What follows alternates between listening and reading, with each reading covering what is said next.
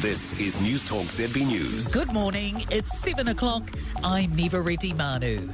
A belief New Zealand should work alongside China and the Cook Islands.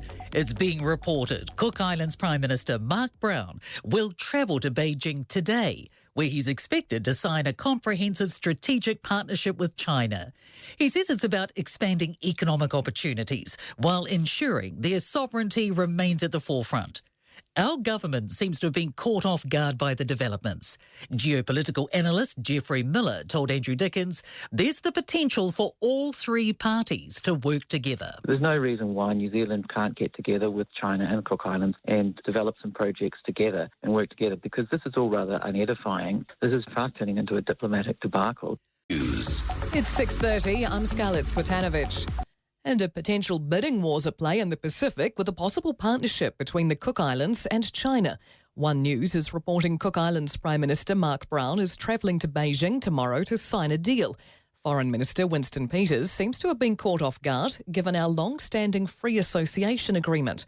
Geopolitical analyst Jeffrey Miller says it seems we need to put in a better offer if we want to keep the Cook Islands on our side. The Pacific is one big geopolitical theatre at the moment. There are many, many players involved. Pacific states are the winners here because there's a whole lot of competition for them. It's 7 o'clock. I'm Scarlett Swetanovic. An embarrassing blow to Foreign Minister Winston Peters, who appears to have been left in the dark about a Cook Islands and China deal. One News is reporting Cook Islands Prime Minister Mark Brown's expected to sign a partnership in Beijing tomorrow. MFAT says it expects our government would be consulted before any such arrangement is struck under the free association model.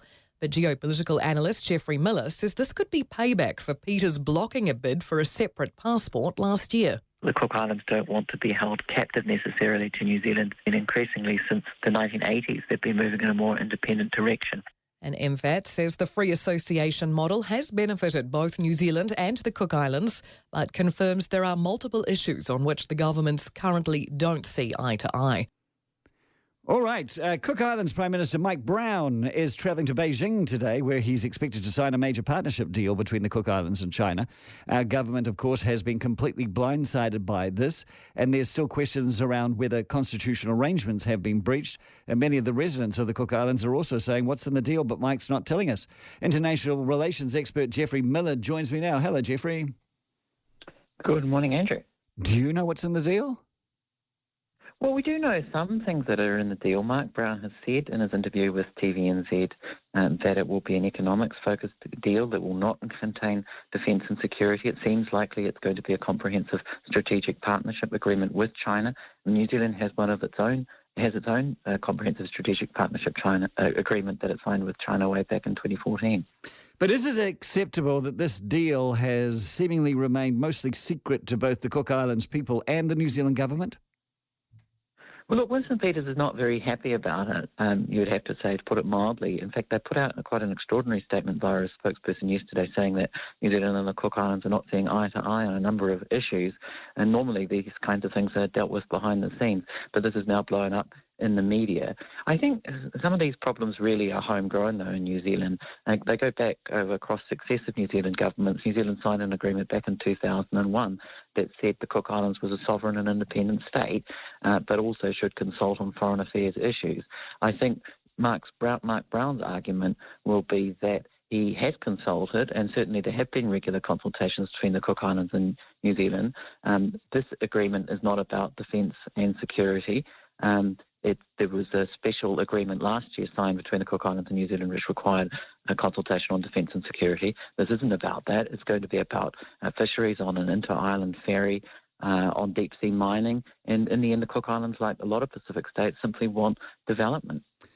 And if he goes to Beijing and he signs on the dotted line and he gets the ferries and he gets the deep-sea mining and all that sort of thing, is that a done deal, or do we have the ability to veto it?